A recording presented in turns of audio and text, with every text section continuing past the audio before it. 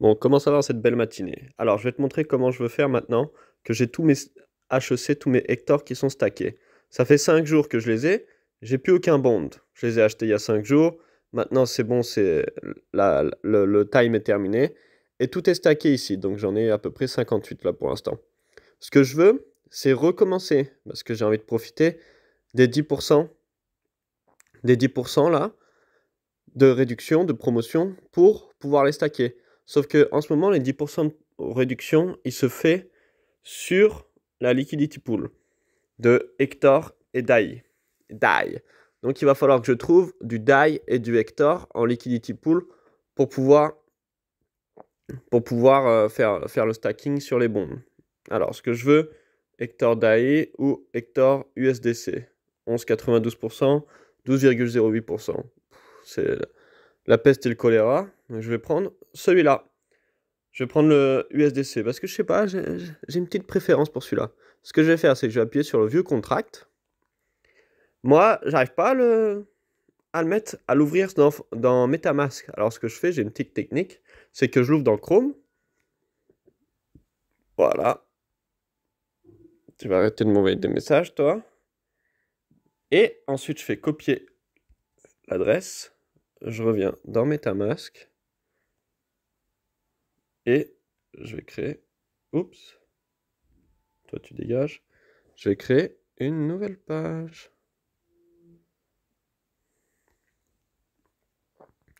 Là, c'est tout le processus que tu vas faire. Si tu as envie de le faire maintenant que tu as réussi tes 5 jours et que tu es toujours en positif, tu choisis un petit peu de soit de prendre des profits, soit de continuer l'histoire. Moi, je vais commencer, je vais refaire l'histoire parce que je trouve que c'est un projet qui a de l'avenir et j'ai bien envie d'en profiter le maximum possible. Donc, connect. On va connecter le wallet. Voilà. Donc, ce qu'on veut faire, c'est une liquidity pool entre Hector et USDC, si j'ai bien retenu. Bon, on va pas faire comme ça, regarde. On va refaire directement. Boum. Comme ça, on est sûr de ne pas se tromper. Là, tu vois, la liquidité, elle est comme ça. Le problème, c'est que j'ai plein d'Hector, mais que j'ai pas d'USDC. Donc, ce qu'il faut faire dans une liquidity pool, c'est que tu dois faire 50-50 entre l'USDC et les Hector. Les Hector, on est d'accord, j'en ai 54. Donc, ce que je vais faire, c'est que je vais les passer. Ils sont où mes Hector? Je vais les passer en USDC, certains. Pas tous, parce que je veux en garder. Quoi, Hector, il n'y en a pas? Ah, mais je les ai pas unstack. Faut que je recommence tout. Non, je veux pas recommencer tout, je vais le faire avec toi. Alors, on revient sur la page de Hector DAO. Voilà, je veux l'ajouter parce que je ne l'ai pas ajouté apparemment dans mon truc encore. Ça, on va voir sur ceux que j'ai stackés. Ils sont là. Prochaine rebase dans 3h30, donc c'est bon, j'ai le temps. On va aller unstacker. J'en ai 57,6. Unstack. Ouh là là. Attention, monnaie. Ça va flot dans le porte-monnaie.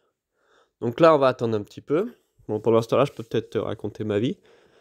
Ce matin, je me suis réveillé en pleine forme. Je me suis dit, tiens, si j'allais faire des vidéos sur comment unstacker et comment utiliser un maximum le Hector DAO, le protocole. Voilà, c'est bon, c'est unstack. Tu vois, ça va quand même relativement vite. Ensuite, je reviens sur la page.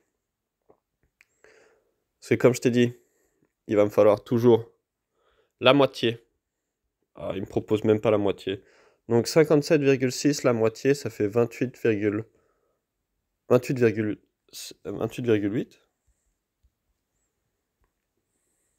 Et je les veux pas en spirit, moi j'ai pas envie de me faire arnaquer. Je t'ai dit que je voulais le faire en USDC. Donc on va l'approuver.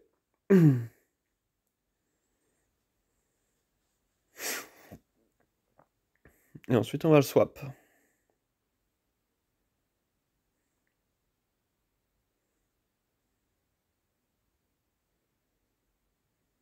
Bon, tu regardes, tu remarqueras que les frais de transaction sur Phantom, c'est vraiment pas grand chose.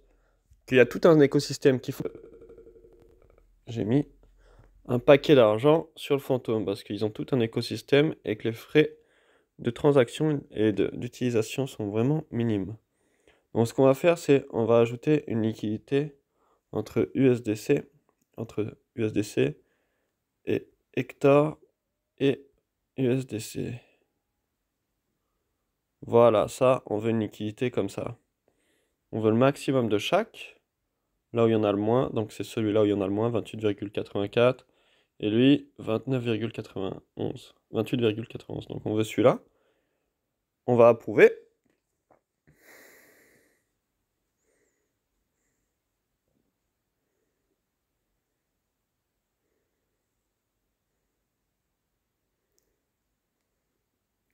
En plus, c'est super rapide, ça paye rien. Les transactions, les frais de transaction, c'est quasiment rien.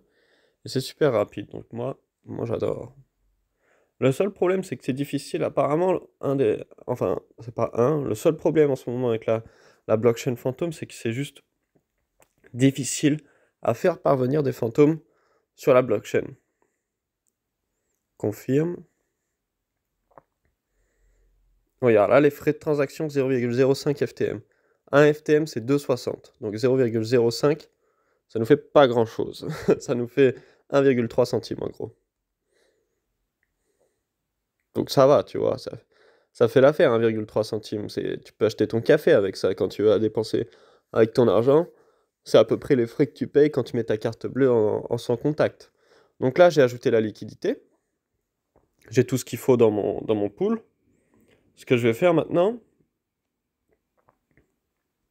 c'est que je vais revenir sur la page de Hector DAO. Je vais aller dans le bounding. Et là, normalement, je vais pouvoir bond cela. Normalement. Si. Regarde, on va faire un bon petit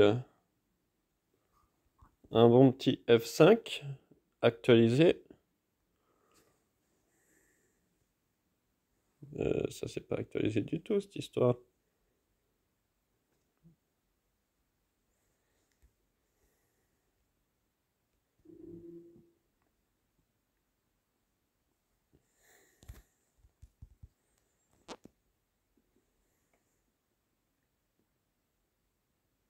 Voilà, là ça va être actualisé.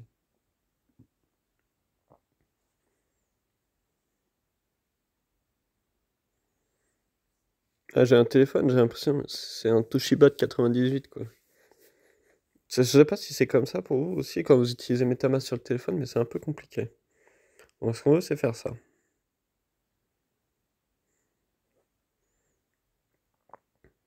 Bon, est-ce qu'il va m'en proposer? Est-ce qu'il va voir que j'en ai dans mon porte-monnaie? Et voilà, j'en ai. Donc là c'est ma balance.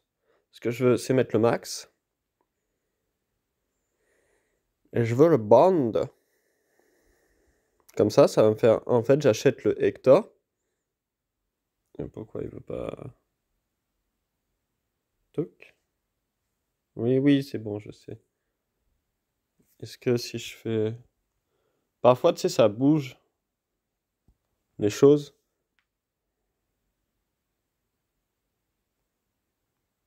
Et voilà. Et là, j'ai passé de 54. Et avec mes 54 Hector, je viens d'en acheter 64.